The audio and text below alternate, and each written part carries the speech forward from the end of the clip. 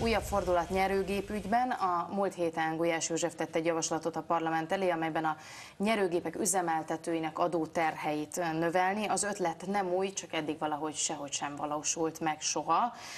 Hogy miért, arról is beszélgetünk Schreiber Istvánnal többek között, és a beterjesztő Gulyás Józseffel. Jó reggelt kívánok mindkettejüknek! Először tisztázzuk azt, hogy önök mennyi adót fizetnek egy nyerőgép után? A szerencsejátékgépipari vállalkozók minden adót fizetnek, amit minden más vállalkozás. Két plusz teher van rajtuk. Az egyik az, hogy áfát nem igényelhetnek vissza, a másik ez a játékadó, amelyet itt 20%-kal megemelni kíván ez a javaslat. Ennyi lenne a javaslat lényege, a 20%-os emelés? Hát egyfelől ugye az előbb volt egy beszélgetés, ami a költségvetés helyzetéről szólt, illetve arról, hogy milyen helyzetben van a magyar gazdaság, és általában milyen típusú megszorítások, elvonások vannak. Itt van egy olyan játékipar, amelyet azt gondolom, hogy a legutolsó adóváltozás óta nem volt semmilyen korrekció, tehát a játékiparnak nem kéne magát kivonni ez alól. Itt ugye nem arról van szó, hogy jövedelem arányosan van egy adó, ezek gépenkénti adók, tehát 2000 óta végeredményben változatlanok ezek az adótételek. A 20% magasnak tűnik, de ez nem a jövedelem után van, hanem az a gépenkénti adó. Ugye egy alapkérdés, hogy mi ezeknek a gépeknek a jövedelemtermelő képessége. Én azt gondolom, hogy a gépek jövedelemtermelő képességével ez a típusú növekedés ilyen 20, illetve 32 000 forint gépenként, vagy 36 000 forint gépenként, ez nem egy kiugró, nem egy elviselhetetlen, nem a játékipart bedöntő javaslat. Közel 10 milliárdról beszélünk, ami egyébként nem egy kis tétel, tehát a költségvetés bevételei szempontjából egy fontos, nélkülözhetetlen tétel. Ön szerint ez a javaslat eljut a végszavazásig? Én úgy gondolom, nem minden gazdasági racionalitás nélkülöz. Miről van szó? Ugye, ahogy az előbb mondtam, az emelkedő adók ugye ezeket a vállalkozásokat is sújtották. Valóban a játékadó mértéke 2005-ben lett meghatározva, egy jóval magasabb akkori bevételre lett meghatározva, azóta ez nem változott. A bevételeink minden statisztika szerint a gépszámok, a játékterem számok és a bevételek is 30-35-36%-kal estek vissza, tehát ezzel arányosan nőtt ez az adónak a mértéke, és annyira nélkülözi a gazdasági racionalitásokat ez a javaslat, hogy sem a kormány, sem a Költségvetési Bizottság, sem a PM, sem a szakmai szervezetek nem támogatják a javaslatot.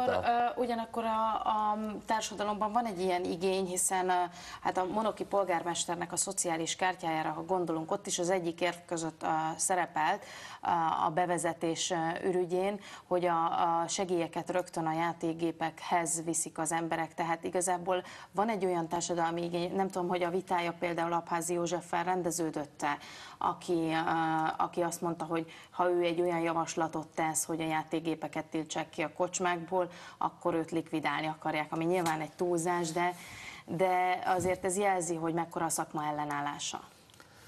A Jegyzők Szövetségének elnöke kinyilatkoztatta, hogy ez a Monoki polgármester állítása nem valós, és én is úgy gondolom, hogy itt nem erről van szó.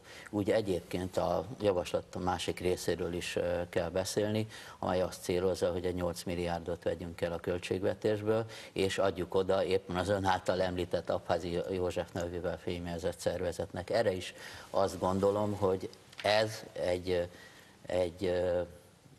jogi és államigazgatási nonsens lenne egy olyan szervezetnek odaadni, aki nem működik, ugye abszolút megkérdőjelezheti. A szerencsejátékok, betegségek vagy függőséget tekintetében a Magyar Szerencsejáték Szövetség nagyon sokat tesz. Létrehozott az elmúlt időszakban egy segítőszolgálatot, amely telefonos szolgálatot lát el, a rendelési ideje van minden héten 3-szor, létrehozott egy anyagot, amely minden a szerencsejáték betegséggel kapcsolatos dolgot összefog, illetve részt vesz egy tájékoztató körúton, minden hónapban elmegyünk valamilyen kis térségbe, ahol a jelen lévőket, polgármestereket, a rendőröket, a segítőszolgálatban dolgozókat tájékoztatjuk a betegséget érintő kérdésekről, részt veszünk különböző programokban, mindezt a saját pénzünkből tesszük, nem a költségvetés 8 milliárd forintjából. Igen, természetesen. Annyiban talán reagálnék, ugye Schreiber úr megelőlegezi, hogy a kormány és az országgyűlés hogyan fog ehhez viszonyulni, ez a javaslathoz.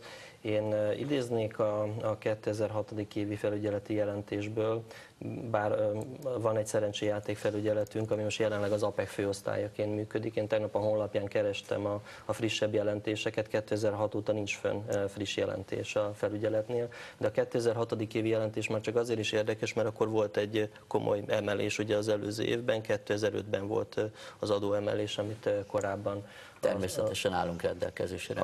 A szövetség sérelmezett, hogy milyen jelentős adó mértékemelés volt. Most az a jelentés az úgy fogalmaz, hogy abban az évben, tehát 2006. év során kismértékben csökkentek a termek, gépek és az elszámolt játékhelyek számai, ugyanakkor ennek ellenére érdemben nőttek a bevételek. Tehát független attól, hogy a játéktermekben, meg a gépek tekintetében volt egy visszaesés, azt írja ez a jelentés, hogy a 2006-os esztendő az adóemelés után, az adómérték emelése után rekordév volt. Mint tudjuk, a 2006 még békeév volt. Most talán nem ez a minek helyzet. vagy kinek a hatására kezdett el foglalkozni ezzel a javaslattal? Hát a költségvetés összeállítása önmagában teremt egy kényszerhelyzetet. Hogy honnan lehet elvenni? Hogy megnézni azt, hogy melyek a reális és a még korrigálható bevételi tételek. Én azt gondolom, hogy itt vannak bevételi tartalékok, amelyeket érdemes a pénzügyminisztériumnak is. De ez tavaly is felmerült, Császár Antal akarta ezt a javaslatot beterjeszteni, aztán végül is odáig se jutott el, ha jól tudom, beszélt vele, hogy miért nem? Én vele nem beszéltem, mondjuk az valóban egy sajátos javaslat volt, mert több 100%-os adóemelést kezdeményezett Tehát ez annál enyhébb. Hát ez azt gondolom, hogy egy vállalható mértékű adómértékemelés. Várjuk akkor a fejleményeket. Még egy mondatot mondhat nyugodtan reagálásképpen, csak lejárt az időnk. Mint ahogy elmondtam, ebből nem lesz több adóbevétel. Köszönöm szépen a beszélgetést.